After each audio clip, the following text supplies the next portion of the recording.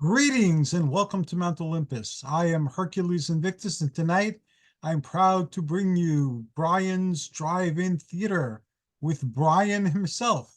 And we're going to be continuing with Vacation Movies Part 2. Greetings and welcome, Brian Walker. Thank you, Hercules. How are you doing this evening? I'm doing great. Looking forward to hearing of your adventures and the visual experiences that go into vacation movies. Well, when we spoke last week, we talked quite a bit about movies that we watch, well, that I watch on vacation. Um, Watching a movie on vacation just seems it's sort of a rite of passage whenever I go somewhere. I don't know why necessarily. I guess because when you are on vacation, you're looking for some sort of entertainment that takes you away from the drudgery of work and home life and whatever. Even when I was a kid, we always went to a film when we were on vacation. And since at the time, traditionally, you used to go to vacation during the summer, I don't think people are as wedded to that time of year now. But back in the day, obviously they were. Usually there was a summer blockbuster out. And I think I mentioned seeing The Deep last time. And what an utterly disappointing movie it was to me when I was a 12-year-old, and I haven't seen it for a long time, but I did watch it again at some point, I think, and it didn't get any better. But it was like the big movie to see, and I'm sure I would have been disappointed if I hadn't seen it. So I guess I have to look at it that way. Anyway, when I was on vacation last week, when we last spoke, I believe I was in Savannah, Georgia. Yes. Well, this week I'm back home, but I did manage to see a couple of movies last week. And I saw one in a little town called Helen, which is a German village in northwestern Georgia, just north of Athens, Georgia, if you are familiar with that part of the country. I actually saw a couple of movies there now that I think about it. One of the films that I saw was actually part of a Mads live event. It's called The Mads Are Back. And it's comprised of two of the people who are original, or mostly original cast members, if you don't count season one, on Mystery Science Theater 3000, Oh, back in the late 80s and 90s. Many of the original members are still going strong, still riffing. And Frank Conniff and Trace Beaulieu, who were the Deep 13 Evil Mads, Dr. Clayton Forrester, and TV's Frank on the original series as it appeared on Comedy Central. They, but pre-pandemic, they were actually going from city to city. Usually, bigger cities. We saw them several times in Pittsburgh, for example, and I know that they played in a lot of the bigger Texas cities, areas like Chicago, Minneapolis, because that's where Mystery Science Theater was filmed, or near, I should say, near Minneapolis. Anyway, we've been following them since COVID as well, because they've been doing live events every month. I think they're now up to close to year four. I think they've done almost 50 episodes, or close to 48, I should say, because they've done one a month.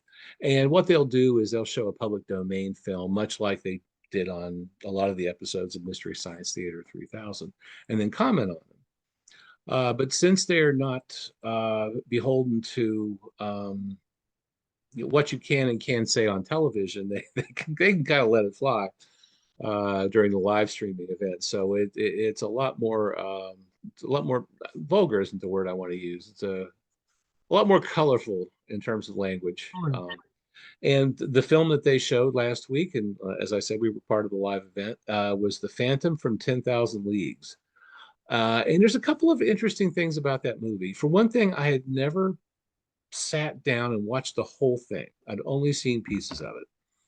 It is public domain, and I'm not really sure why, and I'll get into that in just a minute. But my research indicates that it's public domain, and it's been available forever on practically any platform that you can find, because you can call it science fiction, and that's what the kids like these days. So all of these streaming services will include movies like that because they can say, oh, look, we have 500 science fiction movies. Well, 300 of them are probably public domains.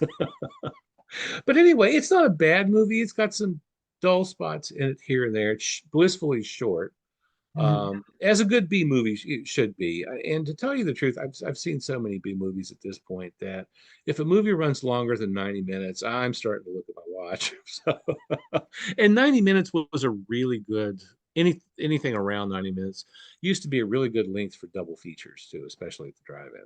You don't want to be there all night, watching Ben-Hur or something like that. So anyway, the Phantom from 10,000 Leagues stars Kent Taylor, who did a lot of, did a lot of B movies, obviously, in the 40s, 50s, 60s. Did quite a bit of television too.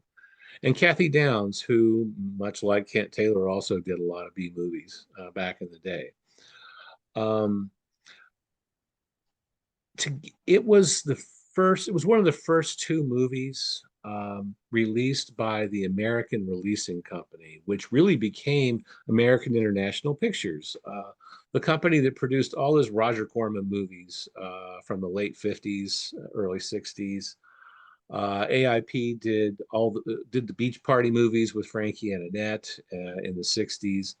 They did all kinds of monster movies back in the day, and The Phantom from 10,000 Leagues is where American International essentially starts, um, which is an interesting footnote for that movie. It was actually released on a double bill with The Fast and the Furious. And The Fast and the Furious isn't the movie that we know from roughly the year 2000. It's a 1954 film starring John Ireland and Dorothy Malone, also public domain, by the way. And I'm not really sure why those first two movies, why the copyright lapsed on them. But like I said, from my research, it appears that they did. I don't know if that was somewhere in between being known as the American Releasing Company and being known as American International. They could have fallen through the cracks somehow. I don't know. It's really hard to track why films fall into the public domain until they're 96 years old. You know. It is very complicated. I have friends who are intellectual property lawyers. I have friends who are filmmakers who've made a bunch of films, and it's very complex, and it's very easy to get into all sorts of disputes where the person with the most money wins, basically. Yeah, we won't talk about him tonight, but No. Wade Williams was one of those people who tried to lay claim on some films that probably didn't really belong to him. but but as we all know, life isn't fair, and it's usually who has the most expensive legal representation who wins these things. Um, that's been my experience anyway. And it really is hard to track, what's public domain and what's not. I guess if you show it often enough and don't get sued, it's an indication that it might be public domain. But anyway, these two movies, The Phantom from 10,000 Leagues and The Fast and the Furious, together as a double bill, were released in December of 1955, right at the end of the year. 2 months later, the films, which they had sort of, they did a rolling release on it. They were just, putting it wherever they could because they didn't have a distribution system in place yet. They made their money back pretty quickly. And when I say they, I mean Nicholson and Arkoff, Sam Arkoff and James Nicholson. The two people responsible for AIP were also among the people responsible for the American Releasing Company.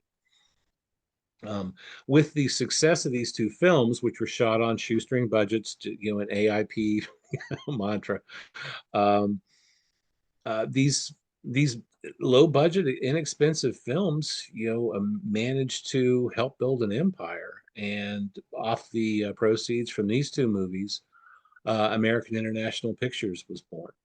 And we all know how extensive American International's catalog is. Running from the mid 50s into the late 70s, early 80s. They have an impressive roster of films. A lot of people will um, dismiss AIP as being, people in rubber monster suits and things. And certainly they did a lot of that. On the other hand, they made some pretty good movies too. All of those Vincent Price movies that every one of us loves, comedy of terrors, all of the Edgar Allan Poe Price films from the early 60s, those were all AIP and they're beautifully shot, fortunately in color, and in good color stock too. They didn't use like some garbage color stock. They used quality stuff. And they used quality actors like Basil Rathbone, Peter Lorre, Vincent Price, people that who are or horror icons now, Yeah, and probably underappreciated back then. I'll go out on a limb and say that. But thank God for AIP because they probably produced more of my favorite movies than any other studio, maybe except for MGM. And that's because MGM was the best of the best, back in the day. And I have seen a lot of their catalog. Thank goodness. and the Uh, actors, although unappreciated, were certainly iconic, and oh, their very iconic much so. status still survives to this day. And you know what? I think one of the reasons that their reputations have survived is because of AIP. Yes.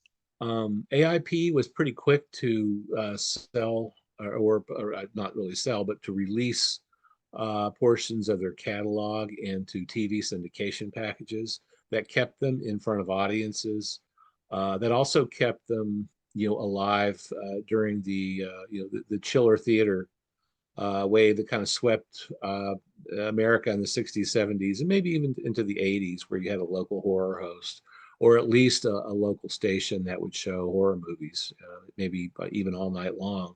The local station that I had when I was a kid would show them all night, like Saturday night, ending at about, I don't know, like 5 or 6 o'clock when they would start their regular programming. And it's people like us, we're the ones who have made, Vincent Price and Peter Lorre the icons that they are. But I really think that AIP was a big cornerstone of that. And like I said, thank God they were there. They AIP did produce some schlock, always with a great title, though. They never skimped on titles. Production values, yes, but titles never. They were famous for coming up with great exploitation titles, and the Phantom from 10,000 Leagues. That's a nice title. You can tell that James Nicholson came up with that one. They were titles meant to, if you didn't know anything about the movie, you think, wow, that sounds like that's going to be fun to see. Whether or not that it actually delivered, you know, I think as AIP got more money, as they moved up in the ranks, as their production values got better, they spent more on films, and you can see it, in the movies. You can see them progressively get better into the 60s and produce some pretty groundbreaking stuff, later on in that decade. And they started a couple of genre. I mean, beach party movies. That's AIP. They started that. That they owned that. That was them. They made the best beach party movies too. And those movies still stand up, and now they're being immortalized in plastic. I know Athena collects action figures, from the old movies, like the Universal ones and others. Yes. Mhm.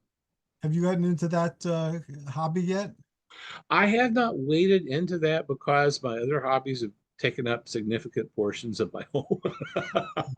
I see the appeal of it, however, and I have the media store that I love so much in Pittsburgh, Ides Entertainment, does have a lot of action figures, and they've got things that I never knew existed. And every time I go into Ides, I always look at them just sort of for a reality check, and I marvel at what I would think most people would think of pretty minor characters or pretty minor actors that you can find, Yes, action. Yes. beautifully detailed action figures too. I mean, it's not just slap, slap, slap. They're not dressing up Barbie and Ken. I mean, these are cast. I mean, they're really Yes. nice pieces, and they cost like really nice pieces too.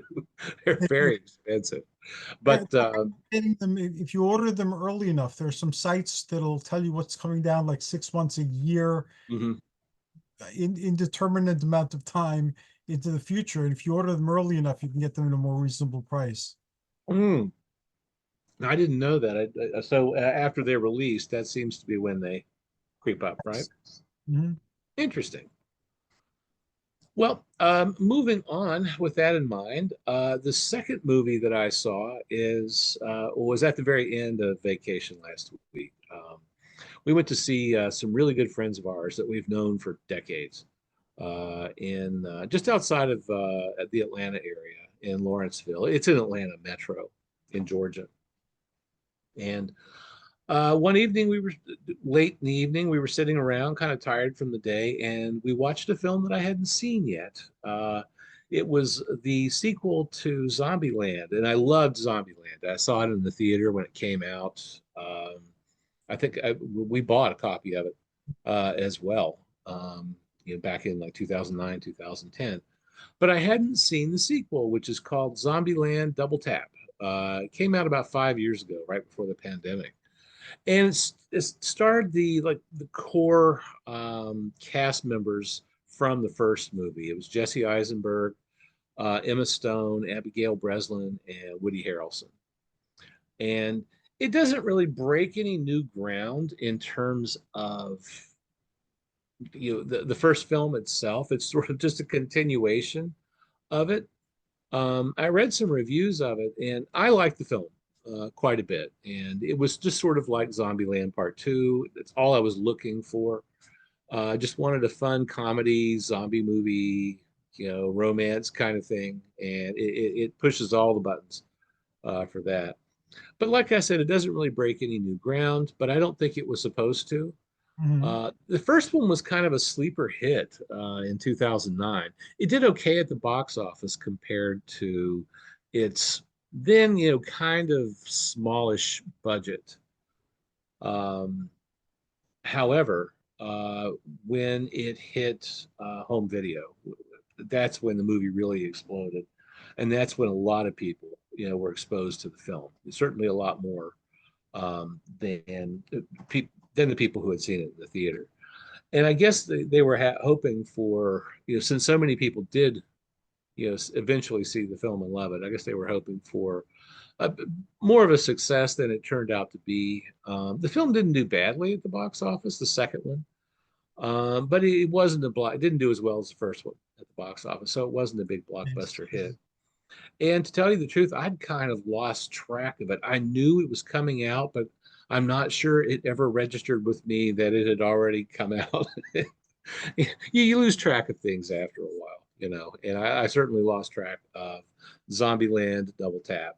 But I can say that it's really worth taking a look at. It's got a fantastic cast. In addition to the four key actors in it, Rosario Dawson's in it. Luke Wilson's got a really cool role in it as well, and Thomas Middleditch is very good in it as well.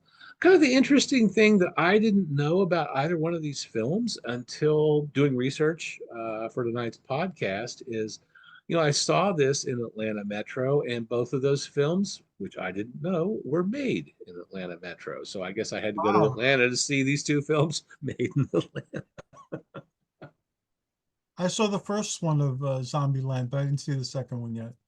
If you get a chance, watch it. You'll like it. It's as much fun as the first one. The characters have aged.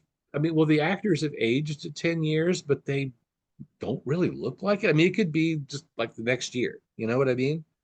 Everybody has, stayed pretty youthful looking. I can't say that the same thing has happened to me in the last 10 years, but good on them, you know. I'll Uh, extend that for myself as well.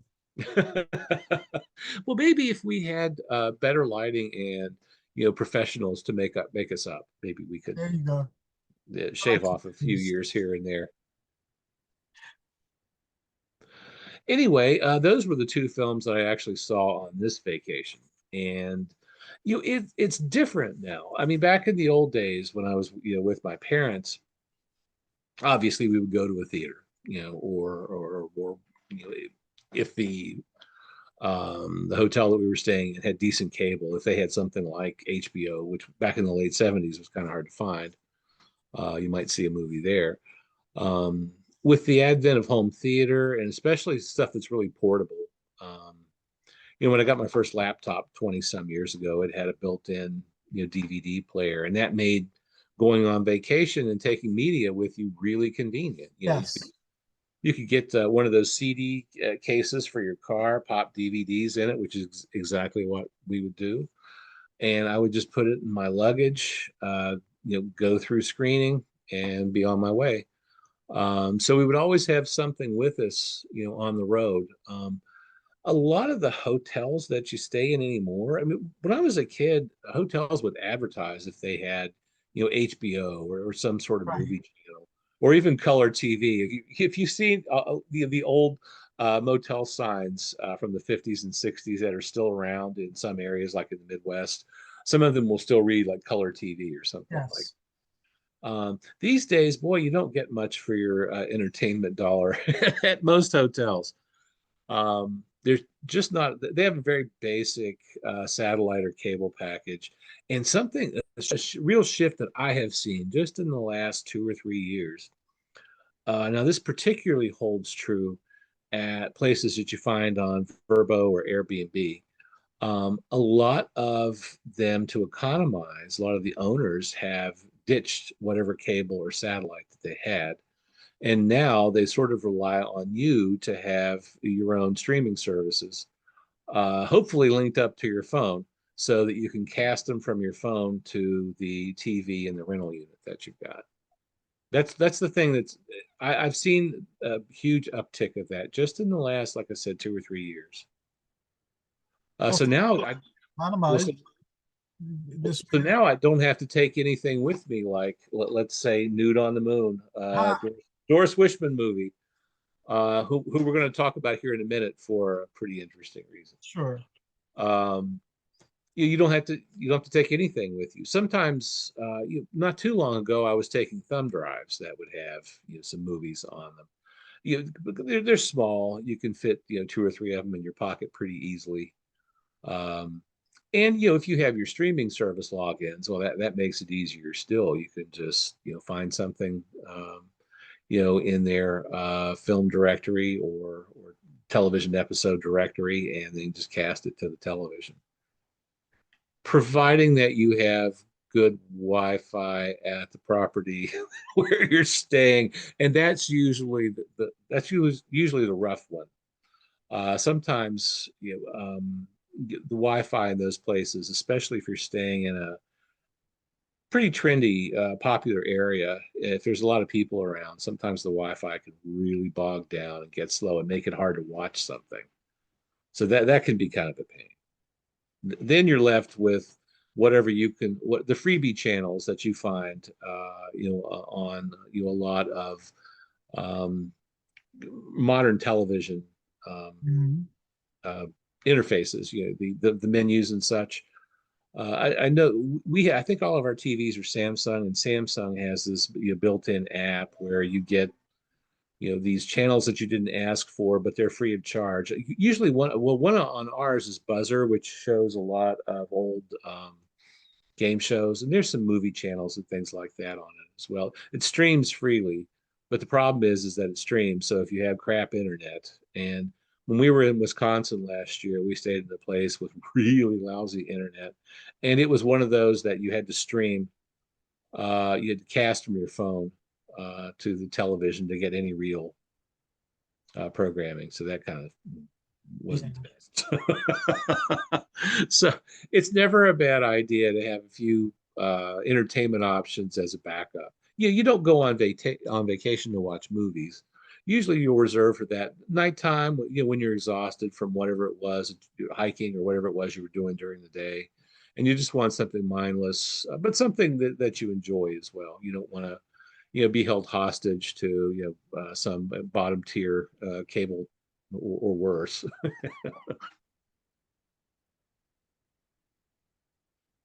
Yeah, I have been traveling for quite a while or going to hotels, but Mm. I remember that it was a crapshoot, wherever you went, what type of movie setup you'd have. Some things it seems were mostly porn and local UHF stations. I remember Well, visiting. we're creatures of habit, and we watch Svengoolie on MeTV every Saturday night. And Svengoolie always shows a horror. I'm trying to get my camera adjusted. A horror or science fiction movie, and since it's usually a free back channel on a lot of broadcast television stations, it's usually pretty easy to find. But we've been in a few areas where we haven't been able to get MeTV. Hmm. So what we have to do in that instance is we have to have good Wi-Fi. But we'll access we have Dish Network at home. No, wait a minute. Dish and MeTV got into some sort of bitch fight a year or two ago. And they don't, uh, we can't record anything from MeTV because they never um, came to whatever the problem was. It was money, I'm sure, but they never reached a resolution. And so MeTV never came back to Dish Network. So we have to, in order to watch MeTV, we have to use our antenna. Um, but our antenna pulls in, we get about, I don't know, 15, 20 channels. We get all the major channels, and we get FETV, Comet, um, MeTV, and some of those other back channels as well. Well, for Christmas, I bought Greg something called Tableau, which allows you to record programming that you watch over the air, your local stations. Okay. It'll let you record them. And we can now watch Svengoolie if we're somewhere else that doesn't have MeTV. We can watch that and cast it from through an app from our phone, Oh, okay. which is nice. It's nice to have that capability. Yeah, I don't know how to do that. I've never done that, so you're way ahead of me with that thing.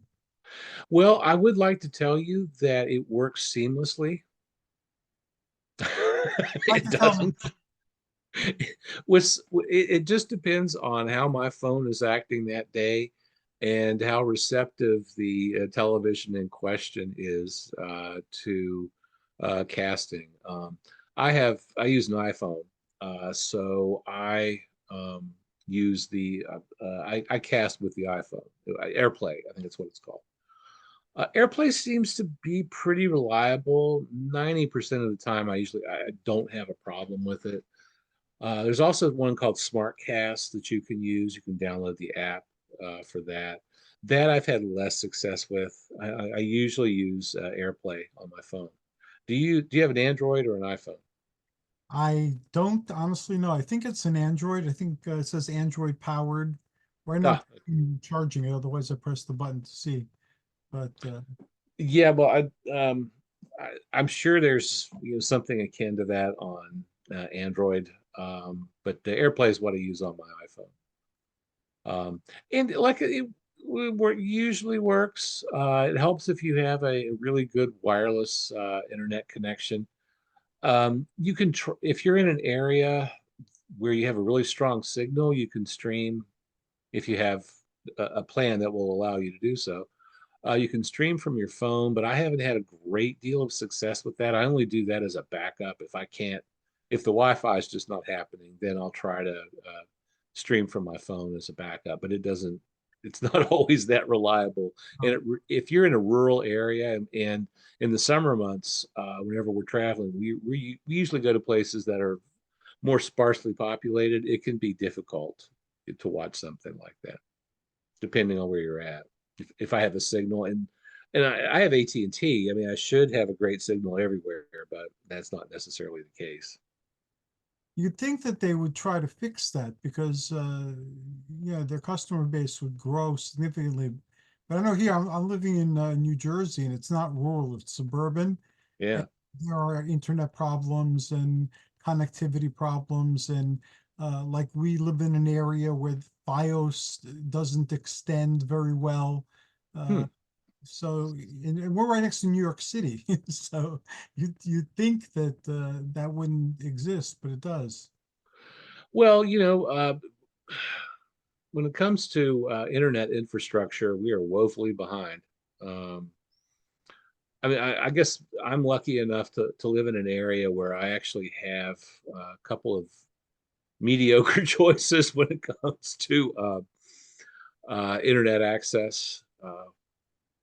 We switched from a smaller one, which had been local. It's not local anymore, but it had once been locally owned. We switched over to Xfinity a few years back because we just couldn't depend on the local one anymore. It just couldn't handle the volume of traffic that it was getting. They just couldn't do it. We couldn't stream anything. We would always have to buffer.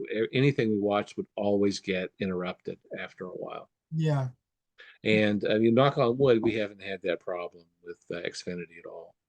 that's a But problem. Uh, like Amazon Prime and uh, mm, what is it, Tubi, or yeah, Tubi. there's commercials and interruptions, and it's like the bad memories of watching TV as a kid. Yeah, only you don't get the whole, and much like when you were a kid, you didn't get to see the whole movie Oh, because they're cutting them up to fit a time constraint. right. And I've got real problems with that. You, especially a film that you know really well. If you're watching it and then all of a sudden there's a missing scene, it's going to disturb you for one thing. And if you haven't seen it before, it's probably going to mean that you're going to miss out on some sort of relevant plot point. Yes. And I have real problems with that. I wish they wouldn't edit things for time. I really wish they wouldn't do that. That's a problem. My favorite example of that is Diary of a Mad Housewife. I saw that in the theater. Oh yeah, that's one of my mother's favorite movies, by I the enjoyed way. that movie too. And then it was on TV, and I was wondering, how are you going to show this on TV? So I Oh watched it. yeah, Of course, they sliced out a good chunk of the movie because there was nudity and there was, adult topics too. Yeah. yeah. Uh, but they cut it in such a way where it seemed like you were looking at life through the lens of an insane person. So it worked on that level, but yeah, everything in the movie was mishmash, the cut version, because all the pieces that put everything into perspective were gone. Well, and if you watch the movie, and I first saw it, oh golly, it was VHS days, 80s, way back in the 80s. Um, I'd heard of it, but didn't really know anything about the film. And like I said, but my mother, it's one of her favorite movies. And if you watch it, Carrie Snodgriss's character is the only one who's not insane. she she's the one who she's the outlier, because she's not crazy. Uh-huh. I mean, she's in complete control of her faculties. She knows exactly what's going on. She's just caught between. She's just sort of in a universe of narcissists. Frank Langella, the guy she's sleeping with, and then Richard Benjamin, her husband, he's great. I mean, they're both great in their roles, but they're really, really poor examples of masculinity then or now. Really terrible, just awful people, just horribly insecure. And she's the only normal one in the film. Her kids are terrible. They're really bratty. she's she's just trying to get through life. But it's a great movie. And Star Trek they used to cut. They used to cut a lot of the uh, Yeah. popular TV shows, wound up on the cutting room floor. Key scenes that if you were watching locally, it's like, hey, when you finally watch it on DVD, it's like, hey, I never saw this before.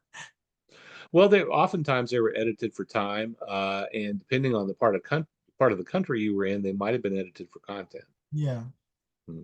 Especially if you live in the South. where it seems to be okay to censor things. Yes, I'm concerned about that because it seems to be okay to Yes. censor things more and more. Uh-huh. Algorithms now can't say certain words anymore. The algorithms on YouTube will, you know, Yeah, it'll blow you out. Yes, it will. I've run into the same, and I think I've complained about this before, but I've run into the same thing on Google Ads, AdSense. Mhm. They flagged several of my pages as being pornographic, several of them. Your There's pages? yeah, my website, yes. And sent me notification that I need, that ads wouldn't post on these pages anymore unless I, remove the suggested content. And you can appeal the process, but it's still AI, so it doesn't matter. You appeal it, and then nothing. We had when we I first started this these series of shows, you held up a picture from a movie, and it was an old movie, but they told me I had to take it down because it was copyright violation. And on and another it's not. show, and another one of my early shows, somebody disagreed with the policy of somebody, but didn't badmouth it or anything. Just said he didn't agree, and they flagged that. They said that I was violating community standards. So I had to get rid of that show too. Mm-hmm. Fortunately, we haven't had that happen since then. But in the beginning, everything was getting flagged, and I couldn't understand why. Well, that's one of the reasons why I have been hesitant to jump into the fray so far, because I would like to. These are I would like to use some of these public domain movies, and Right. I know people who have really run into a lot of trouble. Um, trying to use these images and trying to use these films, even though they're not owned, but they're not subject to any copyright. It's the AI that's the problem. That and one of my errant cats is being being a problem right now. But she's for some reason we went just on a side trip today, and she didn't get much attention. So she's going to act up tonight, I guess. Of course. My dog, my dogs do But that. well, she went on vacation too. Since we were gone for about a week and a half, I took her to my mother's along with our other cat Murray, and she that's sort of where they vacation when we go on vacation. I can't leave them, alone, Of course. obviously. Yeah, They don't, fortunately, they don't need medication or anything. So they just need, that's good. feeding. They need to be TLC. fresh water, litter box, that sort of thing. And I've got some friends who do that for us whenever we need to go out of town, but can't ask them to do it for like 3 weeks or anything like that. So off to grandma's they go. Whenever it's time for us to travel, and that's gives me a lot of peace of mind. You Yes, of know, course. so I don't have to worry. Did somebody, did the person I hired actually show up? Which has been a problem here. I've known several people who have hired pet sitters that didn't show up. Oh, Yeah, yeah, that's bad. Anyway, getting back to the topic at hand tonight. One of the films that we watched while we were on vacation is one of Greg's favorites. I've mentioned it before, but I did want to talk about it tonight because we watched it again when we were in Georgia, and that is Blaze Star Goes Nudist. Um, like I said, probably one of Greg's five favorite films, if you can believe it. And it's not because it's so good, it's because it's so bad. Years ago on vacation, and I can't remember where we were, we bought the Bear Box, which was produced by Something Weird Video. I'm a big Something Weird fan. I me too. know that their operations are winding down now, and I think that's a shame. Mike Vraney passed, along quite a long time ago. But anyway, Blaze Star Goes Nudist is one of the four movies in this collection. And some other ones in it include Deadly Weapons and Double Agent 73. Both of those were directed by a female director, Doris Wishman. And that's sort of a big rarity in any kind of filmmaking at all, but especially exploitation. It's rare to see a woman. It was rare to see a woman back then directing these films, and I think that's one of the reasons why yeah, I think that Doris Wishman is so important uh, to for us not to lose sight of. And you've mentioned Nude on the Moon, which I held up Yes, several times. That's a Doris Wishman movie. I discovered that in researching a project that never quite got off the ground, but it might be getting off the ground now. So we'll talk about that another day. But that's how I discovered the other movie, the one you're going to talk about, because it was on the same DVD. Okay. Anyway, we bought the Bear box really to get a copy of Deadly Weapons. I'd always heard of it, but had never seen it before. And the more I watched Doris Wishman's movies, the more interested I became in her. As a just like I said, so unusual at the time for a woman to direct what eventually became sexploitation films. Right. Very very rare back then, and if you get to know anything about Doris Wishman, it's odder still because she just does not fit the profile at all. She Doris Wishman was widowed at a pretty young age. I think she was 45 or 46 when her husband died, had no kids, and also needed a job. She needed to do something, and she had some experience, bits and pieces of experiences with filmmakers, well, making film, that is, shooting it, and borrowed some money from her sister in order to make her first movie, which turned out to be a nudie. Wishman was from New York City, and there was a ruling in the late 1950s coming out of New York State that it was okay to show nudity in a film, but it had to be a documentary. It couldn't be, just here I am. It had to be, for the sake of cultural study. Yes. So, in nudist colonies, had been very popular, way back in the day.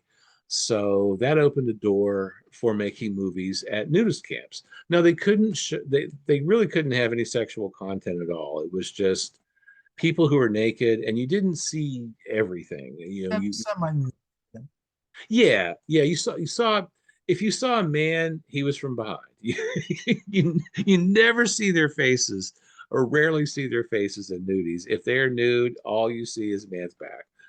Um, with women, you do see some frontal nudity, and for men, obviously they don't let the camera go down too far.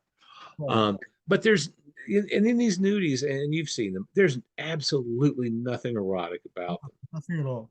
Nothing. And there really couldn't be, because if there had been something erotic about it, that would have been porn, and you couldn't have released them. And as it was, I mean, just having nudies was about as much legal trouble as a director like Doris Wishman wanted to go through. But that was her niche. Other people were making horror films. Other people were making dramas and science fiction. So this is what she did. This is what she fell into, and she made a lot of them. She was busy. She produced a lot of nudies in I want to say a 6 or 7 year time span from the late 50s into the early 60s. By the mid 60s, nudies had become passe because then you could show more in terms of exploitation. You could show some eroticism. I mean, everybody had to be punished for being erotic, but you could actually show a few things here or there, and it just spiraled out of control from there. But for a brief 6 or 7 year period, Wishman made a lot of films, and Blaze Stargo's Nudist is our favorite Doris Wishman film for a lot of reasons. For one, my partner's from West Virginia, and so is Blaze Starr. Her name was originally Belle Fleming, and she grew up in the, ooh, uh, I guess the southwestern part of the state would be the best way to characterize it. She grew up not far from Huntington, West Virginia, I guess I should say, and escaped that. She was born during the Depression. I'm sure the poverty probably got to her. And pretty early on in life, when she was a teenager, she got the hell out of there and made her way in the world. By the early 1960s, and Blaze Starr Goes Nudist was released in '62. Uh, Blaze Starr was pretty well known, as a striptease artist. She did burlesque. And at this time, she's about 30 years old, probably wanting to see more happen with her career. And she and Doris Wishman somehow got together and managed to shoot this film near Homestead, Florida. There was a big nudist camp there, and Doris Wishman made a number of films there, as did some other directors as well.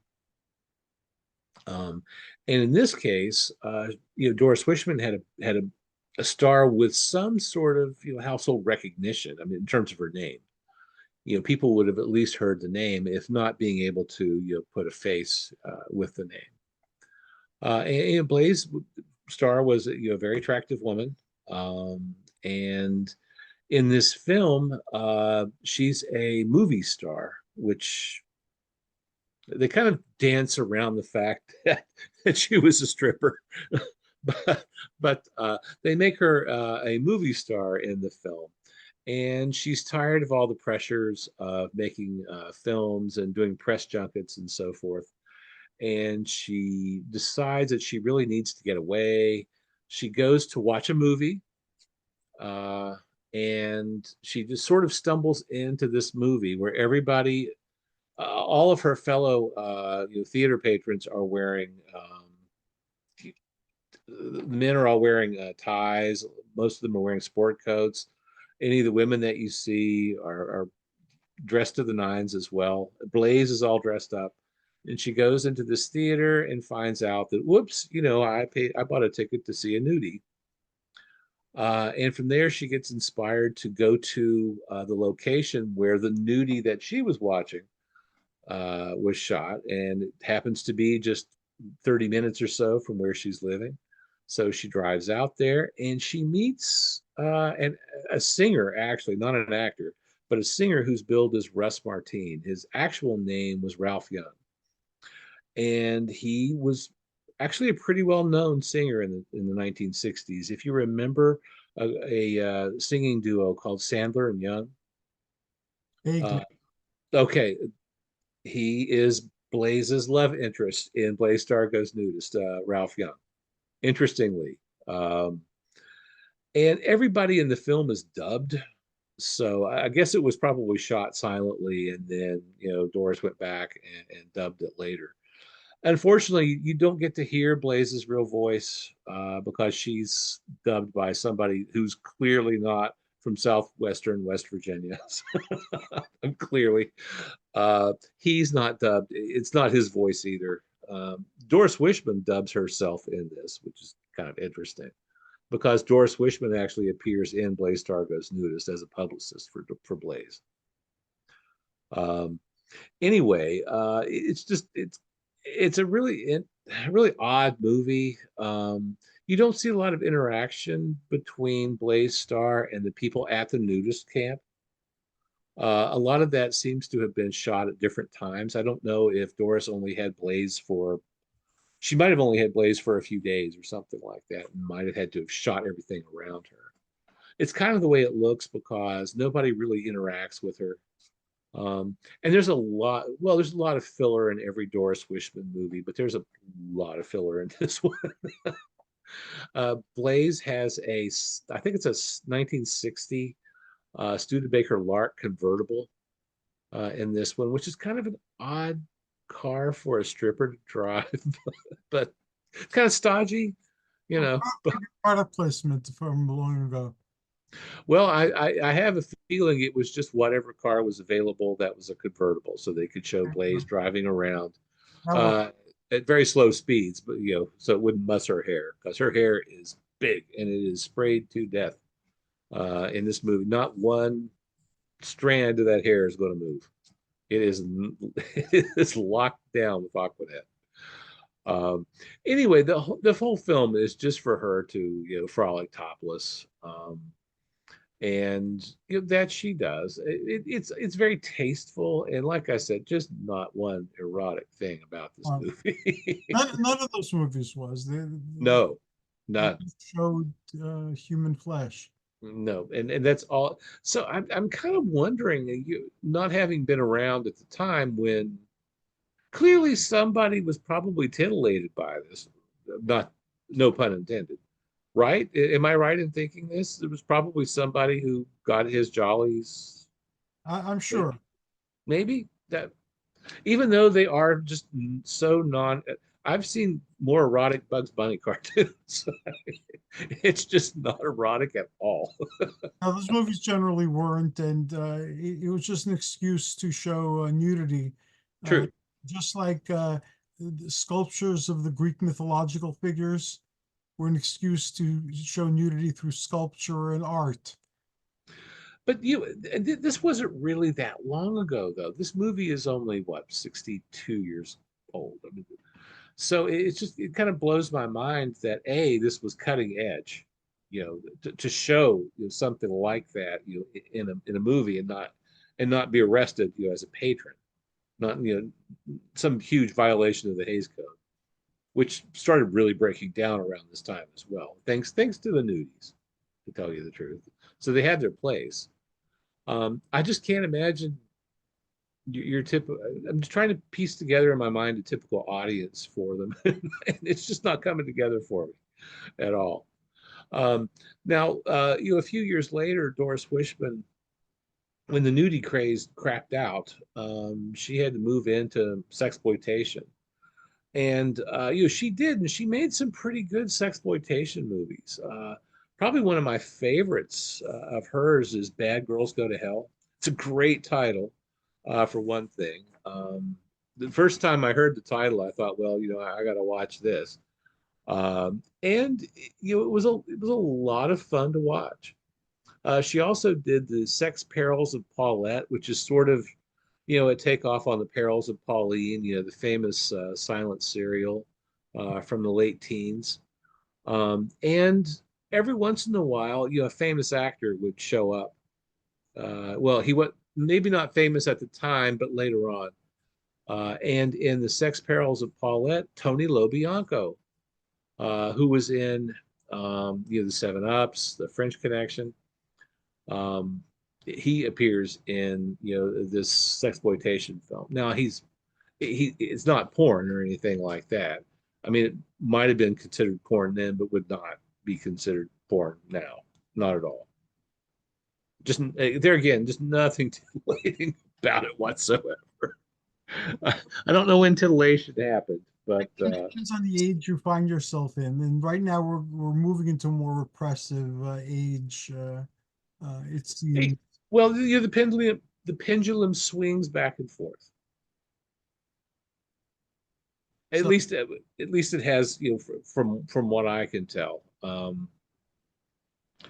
The 70s seemed to be a time when a lot of people were seemingly uninhibited. I don't want to say that everybody was just a drunk and fornicating everywhere, but you know what I'm saying. yeah, And in the 80s, things got more conservative, and then it swung back around. It just goes back and forth like a pendulum. And ultimately, the people who are the most upset about contemporary mores are the ones who are the biggest violators of it. So, yeah, there's that too. yeah. And if you watch enough of these nudies, and I'm sure, like I said, I'm sure somebody got his jollies off on these, but Well, if you there, watch enough of them, it's so desensitizing after like 3 minutes. You're just like, oh. Well, and interestingly, when Blaze Star in Blaze Star Goes Nudist goes into the nudie, there are a lot of men who are just watching it like this. Like you would watch a travel log or something. you know, not something you're all that interested in. There wasn't anybody, like this, Zowie, watching these naked people.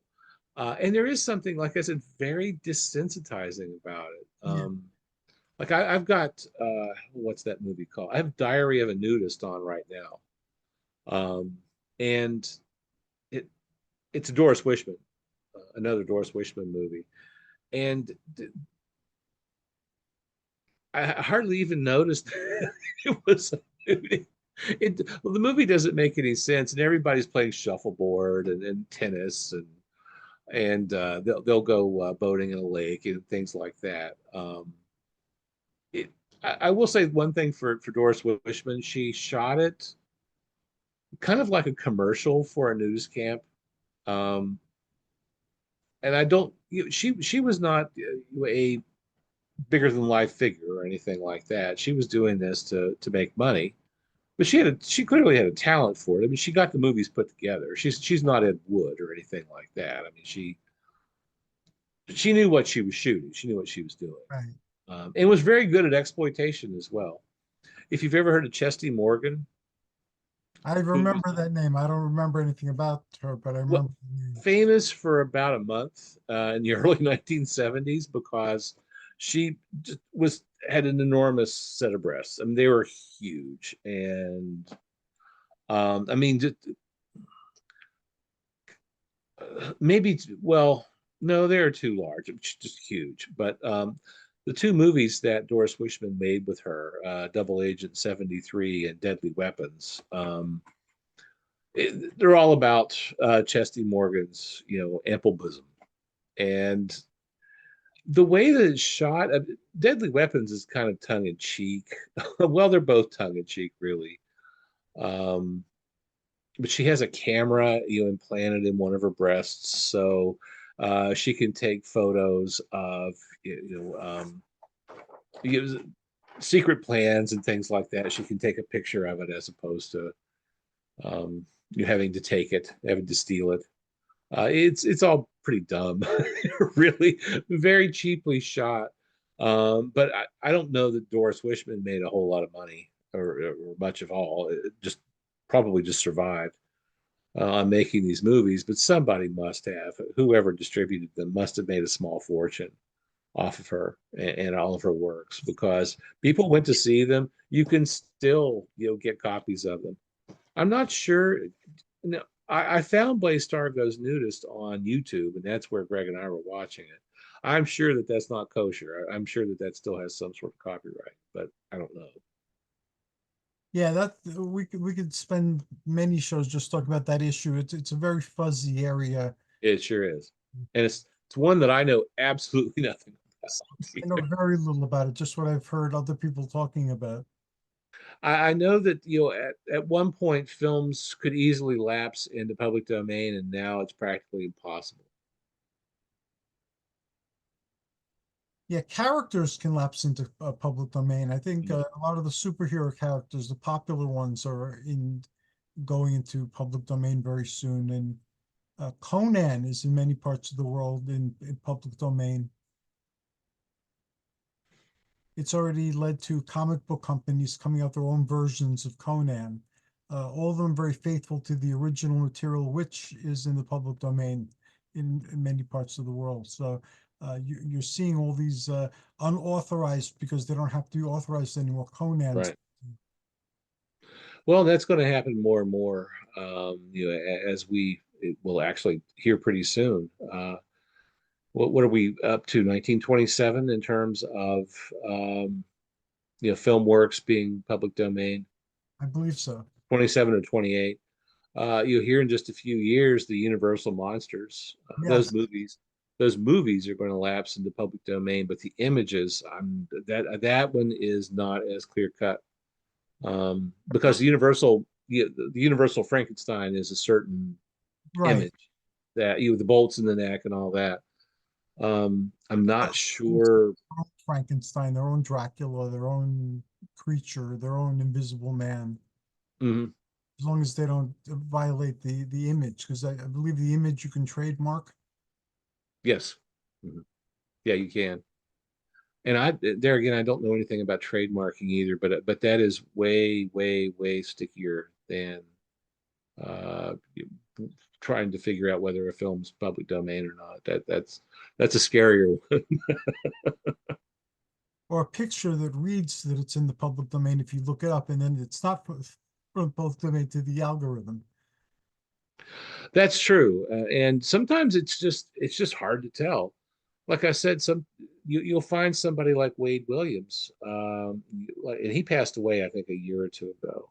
It's been pretty recent, but he would more or less just insist that, I own the copyright on this movie, and nobody really knew whether he did or not, but just the bravado, of doing that and then going after people legally, I guess scared enough people into thinking that he might have had um, rights to all those films, and I'm not sure he owned any of them really. Well, for a while he was their caretaker, and Well, that's true, and I guess that is one thing you can say about Wade Williams is that he did deliver product to the home theater market, and delivered it in good shape too. With the best possible image, the best sound, and just overall the best copies that could be provided. And I've got several films from the Wade Williams collection here on DVD because they are pretty much the best of what you can find of the films that he claimed that he owned. on that cheerful note, our conversation is approaching its end. Do you want to leave anybody with some last thoughts before you share your contact information? Sure. You know what? When if anybody's planning on traveling, I'm trying to get quite a bit in this year before I have to start teaching again in August.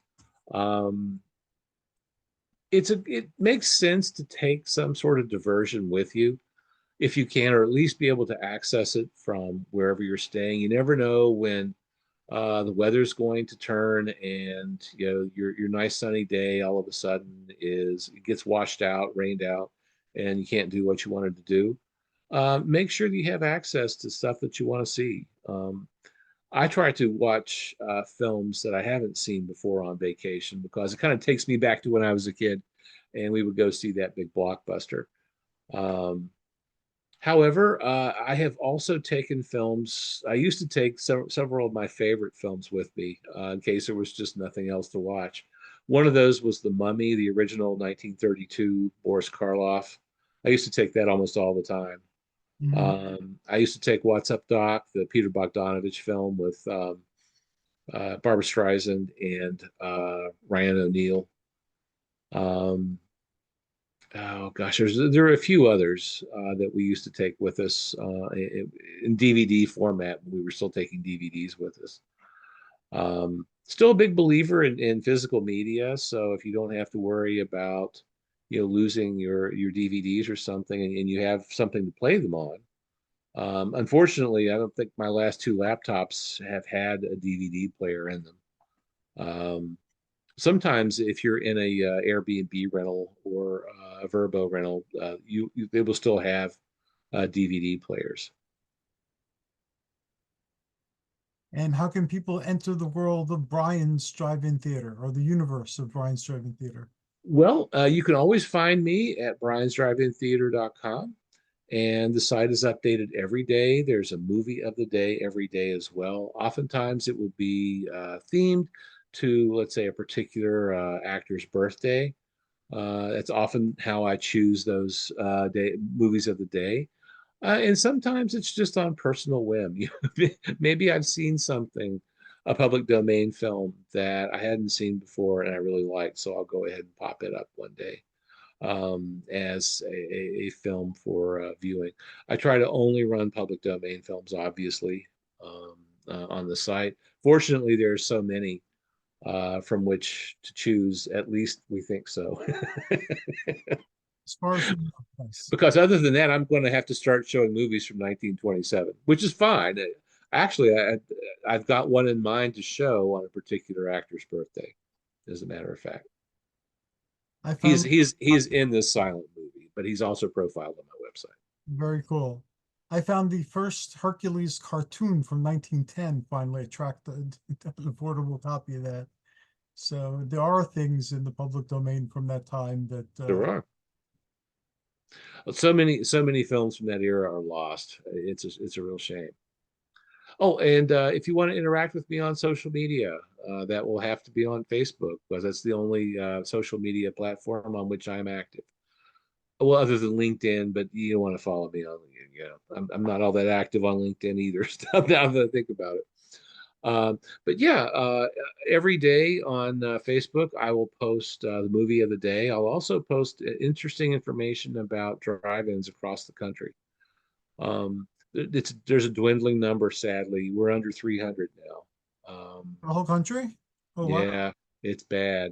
Even you a few years ago, we thought COVID was going to be, maybe a salvation for movie theaters, and they're starting to close. The drive-in theaters are starting to close again, sadly. The local theaters are starting to close. All our local Yeah, theaters yeah, around they here are. are closed. And now, if we want to go see a movie, we have to go to the mall. Uh, But even some of those are in danger of closing. Regal is in big trouble, from what I understand. yeah, sometimes the passing of an era is not a good thing. No, I'd already given up on theaters. I haven't been in one in about 4 years. That was oh golly, what do you call it? IMAX. That was an IMAX theater. The last one I was in. A lot of us now though, we have big screens at home with built-in sound, and it's just more comfortable. It doesn't take time to run to the theater. And if you want popcorn, it's not going to cost you $15 to do it at home. There you go. It's true. It's just for me, it's so much easier and more comfortable. On that note, I will thank you very much. I enjoyed, as always, speaking with you and listening to you. And I look forward to our next conversation, be it on or off the air. And thank you to our listeners for tuning in. This should be posted sometime by tomorrow in the middle of the day. And be well, everybody, and happy New Year, even though it's a couple of months into it, and happy spring.